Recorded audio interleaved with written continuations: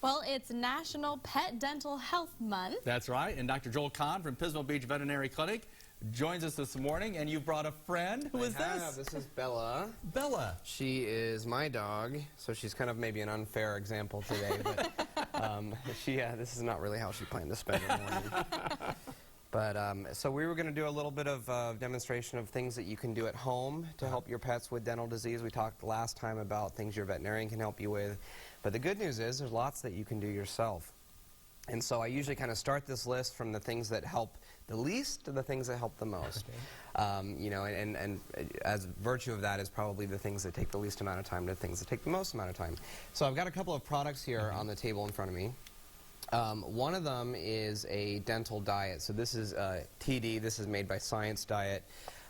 This food is essentially a specially textured kibble that as the animal's tooth breaks through the kibble, it'll kind of scrape along the tooth surface and it'll help to remove tartar. Okay. Almost every prescription diet company has a brand of this, and it typically is a prescription through your veterinarian. So that's a really easy thing you can do. It comes as treats as well, so some people will feed a normal food but then give this as a treat, and that can help too.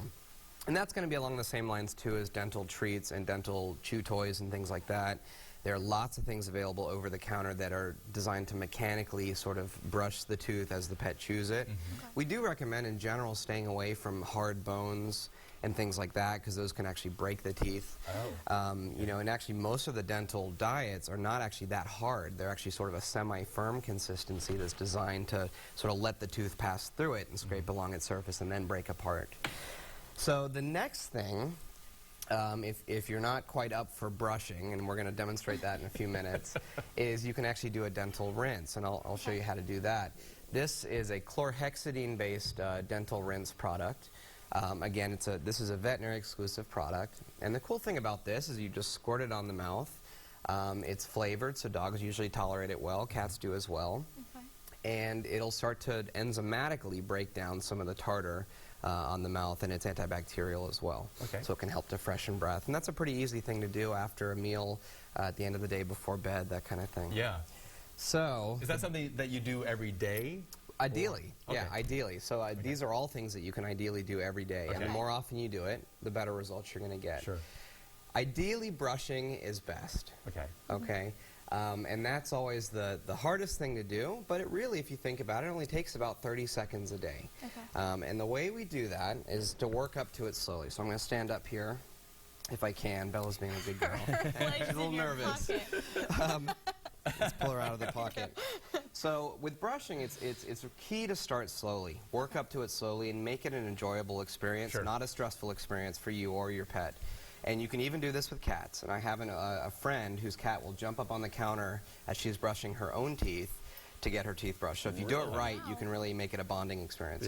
Start by when you're sitting on the couch, just rubbing their face. Get them used to that sensation of being touched there. You can even stick your finger in the mouth, kind of work on one tooth or something like that. Build up to it slowly, give them praise and rewards afterwards. Maybe do it right before you feed them so they've got something to look forward to.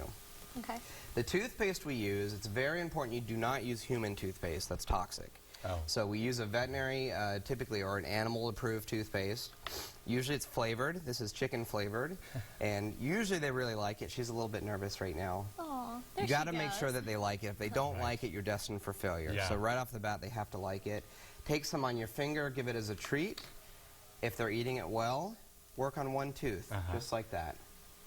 Get them used to it. She's doing And then, she's doing great. When you're feeling brave, get some on a toothpaste. This is a dental veterinary toothbrush. It really is not that different other than the head's very small on one end. But you literally will just kind of wheedle it in. And I just kind of go blindly under the lip. And notice how I'm kind of holding her mouth somewhat shut as I do it. That helps to keep her from chewing on the brush. You have to get all the way back to the corner of her eyeball. That's where those last molars and premolars are. Just circular motions, and 30 seconds aside, that's all it takes. Perfect, You don't have to brush the inside. She does good, and then they like to, you know, chew on the brush afterwards as a reward. There you go. And chicken flavor, that's my favorite flavor. There you go. That's the kind I use, exactly. Well, if you have a question about your pet's health, all you have to do is email it to askthevet@kcoy.com. Thank you, Dr. Joel Conn. Stay with us. We'll be right back. Thank you.